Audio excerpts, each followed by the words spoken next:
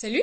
J'espère que vous allez bien et aujourd'hui on se retrouve pour la première vidéo d'une série que vous allez avoir à peu près tout le mois d'août. J'avais commencé également l'année dernière et je m'étais arrêtée au bout de 3 vidéos parce que le concept a fait que c'était beaucoup trop pour moi. Le concept de cette série de vidéos part du fait que j'avais complètement pas compris ce que c'était les vlogs d'août de Lena Situation quand on m'en parlait. Et quand on me demandait si j'aimais bien, je trouvais ça cool en fait qu'une personne se pose devant la caméra pour parler de ses doutes. Puis j'ai appris qu'en fait, vlog d'août, c'était les vlogs du mois d'août. Ce qui est très cool aussi. Mais l'idée de parler de ses doutes face à la caméra, je trouve ça vraiment intéressant. Sauf que l'année dernière, je m'étais complètement perdue dans le concept et je m'y étais vraiment très mal prise. Je me suis retrouvée à juste déverser mes craintes et mes peurs sans réponse, sans me poser de questions. Je me suis rendu compte de toutes mes insécurités et de toutes les choses que je mettais en déni. Et puis j'avoue, je me suis laissée complètement déborder en fait.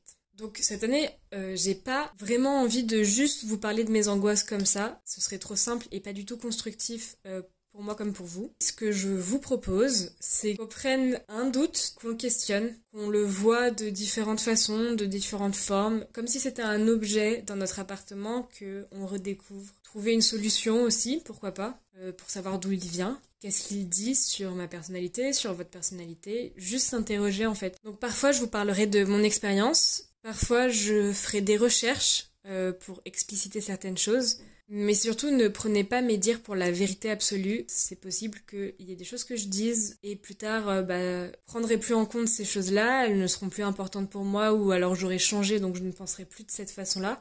Parce qu'on évolue tous, mais aussi parce que c'est possible qu'il y ait des choses que je dis qui sont fausses. Voilà, je peux que vous pousser à faire vos propres recherches, à questionner vos propres doutes et à ne pas considérer que mon expérience est une expérience universelle, ce n'est pas le cas. En faisant cette vidéo, je vous livre une part de moi et de mes faiblesses, de ma vulnérabilité. Alors je vous demanderai, s'il vous plaît, d'être ultra tolérant, ultra bienveillant aussi parce que c'est vraiment dur de parler de certaines choses. Et là, j'ai un ton très grave et tout, mais c'est vrai que c'est toujours compliqué de montrer sa vulnérabilité aux gens, même si je sais que je le fais assez facilement face à la caméra. J'ai du mal après qu'on vienne me parler et qu'on me dise tu devrais faire comme ça, et puis tu devrais être comme ci, et puis t'inquiète pas, ça va aller et tout. Je me sens toujours un peu gênée parce que je me dis bon bah voilà, la personne connaît une part de moi en fait. Et ça ne me gêne pas en soi, mais c'est toujours une faiblesse que je vous présente. Donc s'il vous plaît, soyez gentils. Soyez gentils s'il vous plaît. Une dernière chose, on est humain avant tout. Et le propre de l'humain, c'est d'évoluer et de changer. Peut-être que je vais dire des choses avec lesquelles je serai plus d'accord dans 1, 2 semaines ou 3 mois, plusieurs années. Donc, ne limitez pas ma personnalité à mon propos. Déjà parce que mon propos ne définit pas ma personnalité et parce que souvent mes pensées sont beaucoup plus complexes que mes mots. Et aussi parce que vous ne voyez qu'une seule part de ma personne. Donc ce que je souhaite faire avec cette série de vidéos, c'est vous montrer que vous n'êtes pas seul à douter et à angoisser de la vie. Je le suis aussi. Donc ne perdons pas plus de temps et entrons directement dans le sujet du jour. C'est pas une surprise pour vous. Aujourd'hui, nous allons parler de talent. Nous allons parler de nos capacités à réussir à atteindre nos objectifs. Mon but dans la vie, c'est de pouvoir pratiquer l'écriture audiovisuelle. J'ai envie de raconter des histoires, c'est ça qui me passionne en fait. La question, c'est est-ce que j'ai le talent pour faire ça? Surtout dans nos métiers artistiques. Est-ce que j'ai le talent de réussir dans ce domaine? Est-ce que je m'acharne pas dans un domaine qui me correspond pas? Est-ce que je suis faite pour ça? Donc voilà, je doute d'avoir du talent. J'ai peur de me rendre compte que le cinéma c'est vraiment pas fait pour moi, de voir que je n'ai pas les épaules pour devenir scénariste ou réalisatrice ou même monteuse. J'ai peur de me rendre compte que jamais j'aurai les capacités pour faire tout ça, que en fait j'aurais peut-être dû continuer les études pour devenir chercheuse parce que le travail scolaire, ça, je sais faire. Je pense que chacun se pose cette question, surtout dans le domaine artistique, puisque la réussite ne dépend absolument pas de nous, mais du talent que les autres perçoivent en nous. On pourrait se demander ce qu'est la réussite, mais j'imagine que chacun a sa propre définition. Pour ma part, la réussite, c'est pouvoir exercer mon art, pouvoir vivre de mes films, de mes écrits, pouvoir vivre de mes créations. Sauf que ce talent, d'écrire, de réaliser, de monter, j'ai l'impression de pas l'avoir. J'ai l'impression de pas l'avoir parce que je sais que je manque énormément de confiance en moi. Parce que je sais que je suis en retard sur plein de choses et que j'ai absolument pas confiance en mes capacités. J'ai l'impression de pas être légitime de pouvoir dire des choses sur les œuvres des autres parce que De toute façon, je n'ai rien fait. J'ai l'impression de creuser une piscine avec une petite cuillère. Pour moi, j'ai vraiment l'impression que tout est mieux que ce que je fais. Je galère à trouver des idées, j'angoisse de la page blanche, je panique si je dois faire lire ou montrer quelque chose que j'ai réalisé à quelqu'un. J'ai pas du tout confiance en moi et je doute vraiment d'avoir du talent. Ce qui est horrible, c'est qu'on m'a déjà dit que ce que j'écrivais, c'était pas intéressant. J'avais plus de talent pour la réalisation que pour écrire des films. Sauf que moi, j'ai envie aussi d'écrire des films. On m'a aussi dit que faire des vidéos YouTube, ça servait à rien. Qu'on pouvait pas m'estimer ou me considérer si j'abandonnais mes projets. A contrario, on m'a aussi dit que j'étais douée en danse, que j'étais douée en dessin, que j'avais de bonnes idées, que j'avais de bons concepts. On m'a dit que j'écrivais bien. On m'a dit que les vidéos YouTube étaient excellentes, que ça faisait de bons souvenirs, que ça donnait beaucoup de positivité aux autres. Mais du coup, j'ai toujours la sensation qu'on me dit ces choses-là pour me faire plaisir parce que le négatif m'impacte plus. Et je pense que c'est aussi pour ça que j'ai la sensation de pas avoir de talent, parce que je n'ai aucune échelle de comparaison. De toute façon, comparer mon travail aux autres, ce sera toujours subjectif. Et encore une fois, quand je vois qu'il y a des gens comme Xavier Dolan qui, à 19 ans, réalisent leur premier film, qui sont plus jeunes que moi et qui ont déjà des albums ou qui sortent déjà des films, en fait, j'ai peur de me réveiller un matin et de me dire que, non, en fait, c'est pas pour moi. Qu'on me dise que c'est pas pour moi. Que de toute façon, j'arriverai jamais dans ce domaine-là. Et je sais que c'est dû à un manque très très profond de confiance en moi. Sauf que ce manque de confiance en moi et ce manque de légitimité, ça a amené au fait que j'ai énormément retardé le moment où je devais passer à l'action. On adore les sirènes de pompiers. Génial. Je crois que c'est même pas les pompiers. Ça doit être le SAMU. Bref. Ce qui est arrivé de tout ça et de mon manque de confiance, de mon manque de légitimité, c'est que je n'ai rien fait. J'ai rien fait, j'ai attendu que quelqu'un trouve en moi le potentiel pour réussir, qu'on me dise « Ah, mais en fait, tu es une personne hyper douée, tu as énormément de talent, qu'on me prenne par la main et qu'on m'explique ce que je dois faire. » Je voulais que la confiance que je n'avais pas, que je ne mettais pas en moi, quelqu'un d'autre le fasse et me le mette en moi. J'ai plus de batterie, aïe aïe aïe. Je me suis cachée derrière mes études pendant longtemps, pendant 6 ans. J'ai été ultra scolaire pour ne pas avoir à faire des films, à me poser la question à comment réaliser, comment pratiquer, est-ce que je suis... Je me suis pas posé la question en fait de est-ce que j'avais du talent, parce que j'avais trop peur de me dire non en fait t'en as pas. Et j'avais trop peur aussi de faire les choses et de me rendre compte que je sais pas les faire. Me rendre compte que j'ai d'énormes lacunes, que ce soit en cinéma, que ce soit dans la vidéo, dans le montage, que ce soit dans l'écriture scénaristique, alors que toute petite on m'a toujours dit que je savais écrire des histoires. Écrire des scénarios, c'est différent. Et j'avais trop peur de me dire que je ne sais pas le faire. En fait, je me cachais de l'échec. Je faisais l'autruche parce que je ne voulais pas rater. J'ai aussi cru aux commentaires négatifs de certains. Comme quoi j'avais pas le talent pour écrire, que je savais pas écrire. Pourtant, l'écriture c'est vraiment quelque chose qui anime ma vie. Je sais que beaucoup ne peuvent pas comprendre le fait que j'ai vraiment envie d'être scénariste et réalisatrice. Ce que j'aime, c'est raconter des histoires, en images. Je pourrais très bien écrire un scénario et le donner à quelqu'un pour qu'il le réalise, comme je pourrais très bien réaliser le scénario de quelqu'un d'autre. Je sais que beaucoup, du coup, se posent la question de est-ce que je suis plus scénariste que réalisateur, et je pense qu'il n'y a pas de différence entre les deux pour moi. J'aime autant l'un que l'autre. Bref, je me suis focalisée sur les commentaires négatifs de certains qui disaient que je savais pas écrire et que peut-être que je devrais juste rester dans la réalisation. J'ai échappé à l'échec en faisant seulement ce que j'étais sûre de réussir. J'ai fait seulement ce que je savais faire. J'avais peur de me rendre compte que je n'avais pas le talent. Et vous voulez que je vous dise quelque chose ? J'ai pas le talent. Et vous n'avez pas de talent non plus. Parce que le talent, c'est une construction sociale. Les recherches de Margot. Pour revenir à cette question du talent, comment vous définirez le talent ? Comment on comprend le mot talent ? On doute d'avoir du talent, mais c'est quoi le talent en fait ? C'est se poser la question de est-ce que c'est une capacité incroyable ou exceptionnelle d'un individu dans un domaine en particulier ? Est-ce que le talent est inné ? Est-ce que le talent est acquis ? Comment on comprend en fait ce mot ? J'ai aussi fait cette vidéo parce que j'ai regardé la vidéo de Blast, qui est une interview de Sama Karaki, qui explique que le talent n'existe pas. Et elle a écrit un livre qui s'appelle « Le talent n'existe pas ». Donc pour elle, qui est neuroscientifique biologiste, ouais, je crois que c'est ça, le débat inné et acquis, ça n'existe plus. En fait, on s'est rendu compte que toute notre vie, on apprend. Et on modifie notre génétique par les choses qui nous entourent. Voilà. Notre biologie est façonnée par nos interactions, par notre environnement, par notre culture.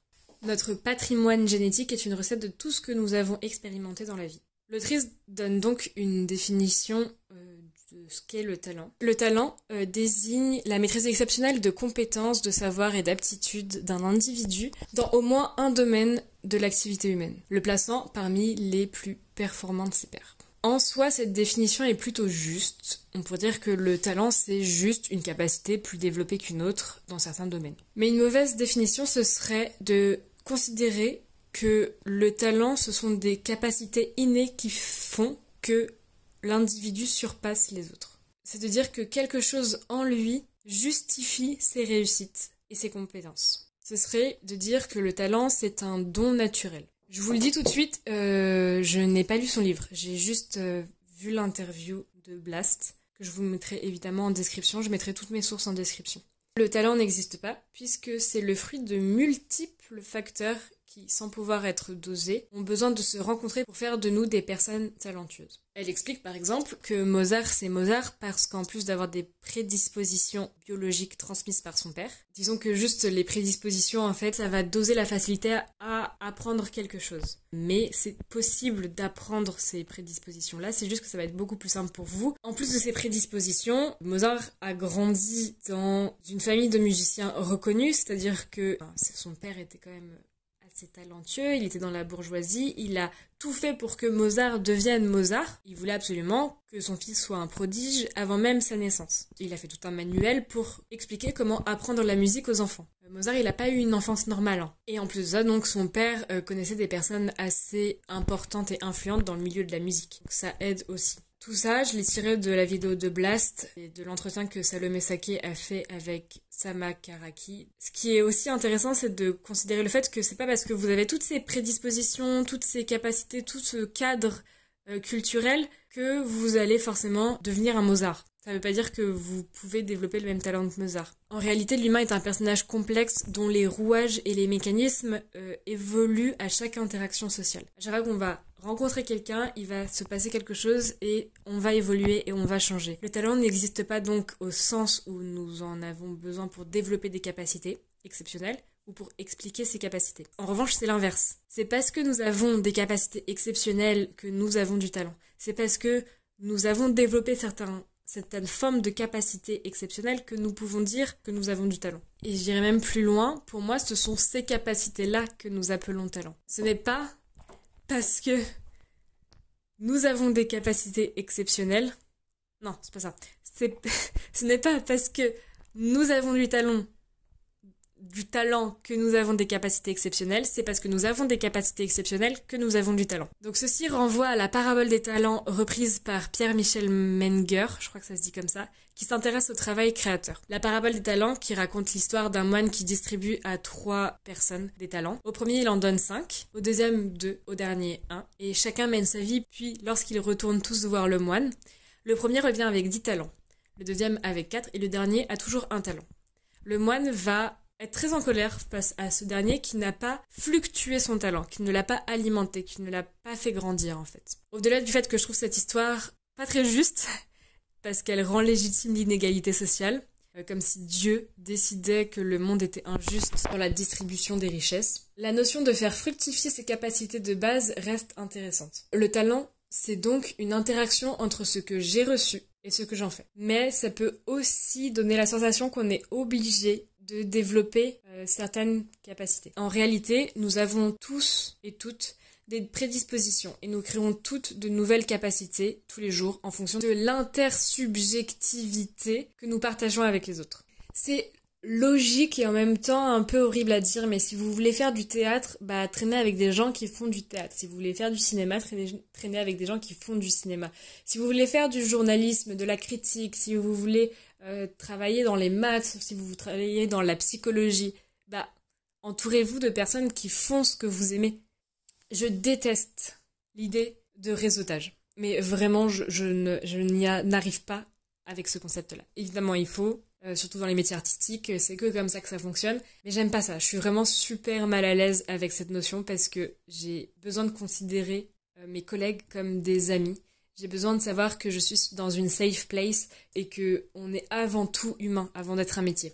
J'ai du mal aussi à trouver la hiérarchie dans les structures artistiques ou même en général, en fait. J'arrive pas à avoir quelqu'un au-dessus de moi, j'arrive pas que quelqu'un se considère au-dessus de moi, mais comme je n'arrive pas à me considérer au-dessus de quelqu'un d'autre.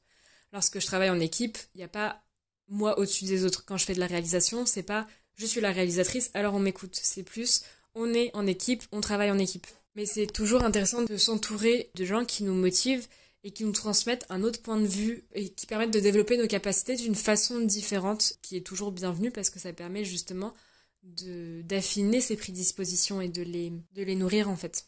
Et là, vous allez me dire, mais Margot, quand on passe des concours pour des écoles artistiques, c'est forcément le talent qui est jugé. Et je vous répondrai que vous êtes super intelligent de poser la question parce que Pierre-Michel Menger et Claire Simon ont fait un entretien sur France Culture en parlant de la Fémis. Parce que Claire Simon est la directrice du département réalisation, je crois, à la Fémis. Et elle a fait un documentaire qui s'appelle Le Concours. Je pense toutes les personnes qui ont tenté la Fémis l'ont vu. Et dans lequel nous voyons les candidats du concours de la Fémis passer les différents tours. En scénario, je crois. Dans l'interview de France Culture, c'est exactement la question que les invités se posent. Et la cinéaste confirme que c'est extrêmement subjectif, en fait. Ce qu'ils recherchaient, c'était des candidats qui n'étaient pas là juste pour réussir, mais qui étaient là vraiment parce qu'ils avaient la volonté de raconter des histoires, en fait, qu'ils aimaient profondément le cinéma. C'était pas la volonté de la célébrité ou de la réussite ou d'être le meilleur dans son domaine. Le concept du concours joue sur 2 temporalités et sur 2 plans. C'est pour ça que c'est un exercice assez particulier, parce que d'abord, c'est choisir les héritiers d'un mouvement artistique, donc on leur demande de connaître l'héritage dans lequel ils vont évoluer, mais également de dépasser cet héritage-là. Donc c'est un mélange de passé et de futur, puisqu'ils sont héritiers d'un passé qui doivent transcender dans le futur. Et ça, c'est compliqué, je pense, pour les juges de voir ça chez des jeunes cinéastes. Et c'est aussi compliqué parce que c'est un exercice extrêmement réglé et normatif, avec des étapes, avec des notes, mais qui demande une grande originalité de la part des candidats. Alors peut-être que finalement ils recherchent pas vraiment le talent d'une personne, mais plus la personnalité de quelqu'un. Et c'est aussi fort possible qu'on n'arrive pas à passer les concours parce que notre personnalité est pas assez mise en avant en fonction de la manière dont les épreuves sont faites. Si vous me suivez depuis quelques mois maintenant, vous devez savoir que j'ai passé 4 concours. On m'a dit non tout de suite au premier tour de 3 concours. Et je suis allée jusqu'au dernier tour de la Cinéfabrique. Et au dernier tour de la Cinéfabrique, c'était un visio qui était horrible. Horrible. J'ai vraiment passé un très très mauvais moment et j'ai senti que j'intéressais pas du tout les intervenants. Et j'ai senti en fait, j'ai senti que j'avais pas du tout montré ma personnalité à ce moment-là. Et c'est dommage. Et en même temps, je comprends que c'est pas possible de faire autrement. Ils voient tellement de personnes qu'ils sont obligés de juger sur ce qu'ils voient à un moment. Et forcément, ce qu'ils ont vu à ce moment-là, je sais que c'était pas complètement moi. Mais c'est pas très grave. Le sociologue dans l'entretien de France Culture insiste sur un fait important, c'est que le talent n'est pas essentialisme ou déterminisme. Le talent s'apprend, c'est un apprentissage de certaines capacités et c'est la manière dont on va les développer qui fera en sorte qu'on aura un talent dans un ou dans un autre domaine. Bien sûr, il y a le contexte de l'environnement, de la culture, de la société, les inégalités, les pressions sociales qui jouent. Ce n'est pas aussi simple que de dire quand on veut, on peut, parce que c'est pas le cas. Quand on veut, parfois, on peut pas. C'est tout le problème de la méritocratie aujourd'hui. Putain, j'ai écrit beaucoup, en fait. En fait, il y a déjà quelque chose d'arbitraire et d'injuste dans nos sociétés. Parce que pour développer une certaine forme de talent et des capacités, ça demande une disponibilité mentale, ça demande de baigner dans l'univers qui nous intéresse, c'est une mise en place de stratégie. Et pour mettre en place une stratégie, il faut savoir l'objectif. Et parfois, on n'a pas forcément d'objectif, on sait à peu près où on veut aller sans savoir exactement quel sera notre point d'arrivée. Le concept de talent, comme marque d'une capacité innée, enferme les individus dans des inégalités. Ils considèrent que ce sont les plus talentueux qui réussissent ou les plus méritants. C'est pas vrai. Aujourd'hui encore, c'est notre place dans la société qui détermine où se trouve notre ligne de départ. Nous ne naissons pas égaux. Nous ne naissons pas égaux. Et je pense que ça, il faut en avoir conscience. Par exemple, une personne qui a de très bonnes prédispositions mais qui grandit dans une famille plus pauvre qu'une personne qui a moins de prédispositions mais qui naît dans une famille aisée pourrait développer plus difficilement ce talent. Pourquoi ? Parce qu'il ne possède pas un environnement qui permet de développer des capacités. Si vous voulez apprendre la musique, vous devez forcément pratiquer la musique. Sauf que si vous ne pouvez pas pratiquer parce que vous êtes enfermé chez vous avec une famille, vous avez des frères et sœurs, vous êtes dans la même chambre que votre frère ou que votre sœur, alors que vous avez besoin de calme pour lire la musique, si c'est dans un environnement où ça parle tout le temps, où on vous sollicite tout le temps, cela vous prendra forcément du temps, cela vous prendra forcément de l'énergie, vous allez développer peut-être des angoisses, vous allez avoir du stress. Si on vous dit toute votre vie que il faut absolument faire des études, vous allez moins apporter de temps à développer certaines capacités, par exemple en dessin ou en écriture, parce que vous allez vous concentrer sur vos études, ce qui n'est pas forcément mauvais. Ça dépend ce que vous voulez faire. Ce que je dis n'est pas forcément mauvais, j'essaye juste de montrer que le talent, ça demande de développer des pratiques. Et pour développer ces pratiques, parfois, le contexte fait que c'est compliqué. Si vous êtes dans un environnement d'instabilité, vous allez avoir beaucoup de stress, vous allez avoir beaucoup d'angoisse, vous allez vous poser beaucoup de problèmes. Enfin, vous allez vous poser beaucoup de problèmes. Vous allez vous poser beaucoup de questions et vous allez développer beaucoup de problèmes parce que vous serez toujours dans quelque chose de dur en fait. Vous aurez toujours la sensation de vous battre. Et donc c'est compliqué de développer des capacités artistiques parce qu'on revient à l'artiste et tout ça parce que c'est mon domaine, mais parce que vous ne serez pas concentré sur les exercices que vous vous demandez de faire en fait.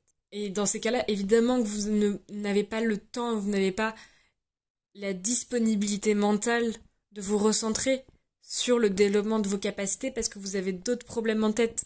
Et en fait, j'ai fait donc ces recherches qui m'ont fait énormément de bien parce que j'ai compris que j'avais pas le talent inné. J'avais pas de talent inné, personne n'a du talent inné. On a des prédispositions. Ces prédispositions ne jouent pas sur l'inégalité entre les personnes qui ont du talent et qui n'en ont pas. Le talent se développe. Le talent se nourrit. C'est comme une plante, une graine que l'on plante.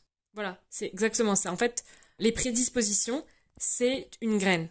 Le talent, ça va être la fleur. Il y a des graines qui ne forment aucune plante. Parce que juste, elles seront pas assez développées. On va pas les nourrir, on va pas s'appuyer dessus. Personnellement, ça ne me dérange pas de me dire que je ne suis pas complètement maîtresse du résultat. Ça me gêne pas. Je peux pas changer ça.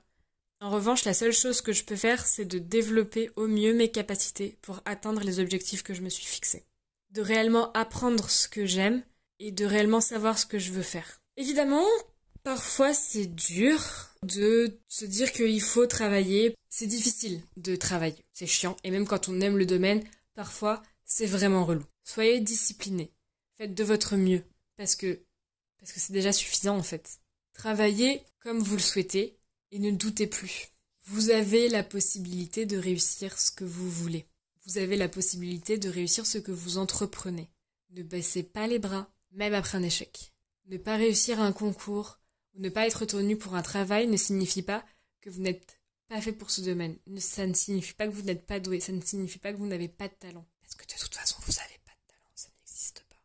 Alors oui, certes, il y a des personnes qui ont des facilités, qui ont nourri une base qui leur permettent d'atteindre des objectifs beaucoup plus facilement, mais ils ont sûrement été avantagés par la vie. Ils ont sûrement grandi dans un cadre qui permettait de développer ça beaucoup plus rapidement. Mais par exemple, pour l'écriture, j'imagine que c'est souvent les gens qui sont plus souvent seuls chez eux, qui ont plus souvent pris le temps d'écrire parce qu'ils n'étaient pas dérangés, qui aujourd'hui arrivent plus facilement à écrire des scénarios. C'est logique. En fait, ce que je veux vous dire, c'est qu'on n'a pas le temps de douter de nos capacités dans les domaines que vous voulez. On n'a pas le temps parce que c'est juste des angoisses en plus, c'est juste du doute en plus. Et personne n'aura la réponse. Même pas vous et même pas les jurys de la FEMIS dans le cinéma. Je peux vous donner juste un exemple concret, c'est que le département réalisation à la FEMIS, je sais pas si ça a été décidé encore, mais le département a failli fermer ou va peut-être fermer parce que, en fait, on se rend compte que les réalisateurs qui en sortent, ou les étudiants qui sortent du domaine réalisation, font pas forcément de réalisation après. Alors juste ce que je peux vous conseiller, mais encore une fois c'est juste moi, mon point de vue, c'est faites ce que vous aimez et faites-le à fond. Tenez longtemps, comme le dirait Orelsan. De toute façon Orelsan c'est mon dieu. Vous serez forcément récompensé. Et même si vous n'atterrissez pas là où vous comptiez atterrir, il y aura toujours quelque chose de positif, parce qu'il y a toujours quelque chose de positif. Faites ce que vous aimez, faites-le à fond. Vous réveillez pas dans 20 ans en vous disant « Oh là là, mais si j'avais trouvé le temps de faire ce que je veux faire, j'aurais fait plein de choses. » Et puis même si vous vous réveillez dans 20 ans Continuez à faire ce que vous aimez. Si vous vous réveillez dans 20 ans, vous jugez pas. C'est très courageux de changer comme ça d'horizon. Et puis surtout, bon, la phrase va sonner un peu cliché, mais on évolue tous à notre rythme. On fait la conclusion là parce que je parle depuis un moment quand même. Pour conclure, le talent n'existe pas. Le travail, le hasard, l'environnement de notre développement en tant qu'enfant, en tant qu'adulte aussi, notre culture influence énormément nos possibilités d'atteindre ce que nous souhaitons atteindre. C'est pour ça que, encore une fois, faites les choses à votre rythme parce que de toute façon, la vie est injuste. On ne peut pas la changer, il faut en avoir conscience. On ne peut pas la changer, je veux dire, maintenant, tout de suite, en claquant des doigts, c'est impossible. Il faut en avoir conscience pour justement faire en sorte de changer ça. Mais c'est pour ça qu'on ne peut pas aller plus vite que ce qu'on nous donne, en fait, comme temps et comme possibilité. Il faut rester positif. Je pense qu'il ne faut pas trop se prendre la tête à partir du moment où nous ne sommes pas complètement déterminants dans le développement de nos compétences. Faites ce que vous pouvez, comme vous le pouvez, ce sera largement suffisant. C'est déjà énorme de savoir vers où aller, de savoir ce que vous voulez faire. Ne baissez pas les bras et persévérez. Parce que vous êtes fait pour tout et tout est fait pour vous. J'espère que cette petite vidéo vous aura aidé comme pour moi. Les recherches ont été hyper intéressantes et je mettrai de toute façon tout dans la barre en description. J'espère que vous l'avez pas trouvée trop longue aussi parce que je sais pas trop combien de temps elle va durer. Je crois que j'ai 40 minutes là de vidéo. Je pense pas que j'aurai la motivation de faire des recherches tout le temps. Je sais pas si vous avez eu la sensation d'un exposé. J'espère que c'est pas le cas. Et comme je l'ai dit, je pense pas avoir la motivation de faire des recherches pour chaque vidéo parce que c'est vraiment long. Mais c'est un point qui m'a vraiment beaucoup déprimée cette année parce que je me posais énormément la question de est-ce que je changerais pas complètement de domaine. Et en fait, en faisant mes recherches, ça m'a tellement allégée de me dire travaille comme tu peux, à ton rythme. Et un jour ou l'autre, ça payera. Et même si ça paie pas dans le sens où tu l'as imaginé, ça paiera quand même d'une autre manière. Au-delà de me faire relativiser, mes recherches m'ont donné du courage en fait pour persévérer. J'espère que cette vidéo vous donnera aussi le courage de persévérer dans le domaine que vous voulez. Parce que vous méritez de faire ce que vous aimez en fait. Voilà. Je vais m'arrêter ici. D'ici la prochaine vidéo, prenez soin de vous parce que vous êtes des personnes formidables. Aimez et partagez et pas seulement la vidéo. Je vous fais de gros bisous et je vous dis à dans 2 jours. Ciao!